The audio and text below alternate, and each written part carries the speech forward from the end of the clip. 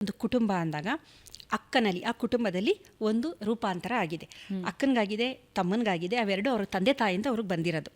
ತಂದೆ ತಾಯಿಯಿಂದ ಅಕ್ಕ ತಮ್ಮನಿಗೆ ಒಂದು ರೂಪಾಂತರ ಬಂದ್ಬಿಟ್ಟಿದೆ. ಒಂದೊಂದೇ ಕಾಪಿ ಇದೆ. ಅಕ್ಕನೂ ತುಂಬ ಚೆನ್ನಾಗಿದ್ದಾರೆ, ತಮ್ಮನೂ ತುಂಬ ಚೆನ್ನಾಗಿದ್ದಾನೆ. ತಮ್ಮ ಕೆಲಸಕ್ಕೆ ಸೇರ್ಕೊಂಡ, ಒಳ್ಳೆ ಗೌರ್ಮೆಂಟ್ ಜಾಬು, ಒಳ್ಳೆ ಸ್ಯಾಲ್ರಿ ಎಲ್ಲ ಆಯಿತು. ಅಕ್ಕನ ಮಗಳಿದ್ದಾಳೆ, ಅಕ್ಕನಿಗೆ ಮಗಳನ್ನ ತಮ್ಮಂಗೆ ಕೊಡಬೇಕು ಅಂತ.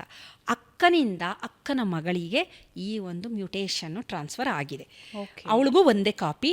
ಅವಳು ಬ್ಯೂಟಿಫುಲ್ಲಾಗಿ ಚೆನ್ನಾಗಿದ್ದಾಳೆ. ಸೋದರ ಮಾವನು ಬ್ಯೂಟಿಫುಲ್, ಹ್ಯಾಂಡ್ಸಮ್ಮು, ತುಂಬ ಚೆನ್ನಾಗಿದ್ದಾರೆ.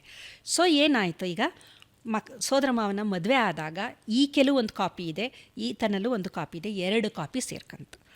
ಸೇರಿದಾಗ ಅವರಿಗೆ ಹುಟ್ಟುವ ಮಕ್ಕಳಲ್ಲಿ 4 ಮಕ್ಕಳು ಹುಟ್ಟಿದ್ರೆ ಒಂದಕ್ಕೆ ಸಂಪೂರ್ಣವಾಗಿ ಕಾಯಿಲೆ ಇರುತ್ತೆ, ಒಂದು ಮಗು ಆರೋಗ್ಯವಾಗಿರುತ್ತೆ. 2 ಮಕ್ಕಳಿಗೆ ಒಂದೊಂದು ಕಾಪಿಲಿ ತೊಂದರೆ ಇರುತ್ತೆ.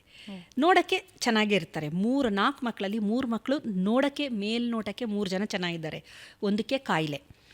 ಆ 3 ಜನ ಮೇಲ್ನೋಟಕ್ಕೆ ಚೆನ್ನಾಗಿರೋರಲ್ಲಿ ಒಂದು ಮಾತ್ರ ನಿಜವಾದ ಆರೋಗ್ಯವನ್ನು ಹೊಂದಿರುತ್ತೆ. ಇನ್ನಿಬ್ಬರು ಕ್ಯಾರಿಯರ್, ವಾಹಕರು ಅಂತ ಕರಿತೀವಿ. ಈ ಅಕ್ಕನೂ ವಾಹಕ, ತಂದೆ ತಾಯಿ ವಾಹಕರು.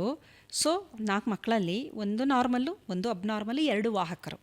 ಇದು ಜೆನೆಟಿಕ್ ಡಿಸಾರ್ಡರ್ದು ಪ್ಯಾಟ್ರನ್. ಇದು ಈಗ ಮತ್ತೆ ಅವರನ್ನು ರಿಲೇಟಿವ್ಸಲ್ಲೇ ತಗೊಂಡಾಗ ಪುನಃ 2 ಕಾಪಿ ಸೇರಿದ್ರೆ ಆವಾಗ ಈ ಥರ ಸಂಬಂಧದಲ್ಲಿ ಮದುವೆ ಆದಾಗ ಕ್ರೋಮೋಸೋಮಲ್ ಡಿಸಾರ್ಡರ್ಸ್ಗಳು ಅಂತೀವಿ. ಡೌನ್ ಸಿಂಡ್ರೋಮ್ ಅಂತ ನೀವು ಕೇಳಿರ್ಬೋದು, ತುಂಬ ಕಾಮನ್ನು. ಸುಮ್ಮನೆ ನೀವು ಸಿಟಿ ಒಂದು ರೌಂಡ್ ನೋಡ್ಕೊಂಬನ್ನಿ, ಎಲ್ಲರೂ ಒಂದು ಡೌನ್ ಸಿಂಡ್ರೋಮ್ ಮಗು ನಿಮಗೆ ಸಿಗುತ್ತೆ.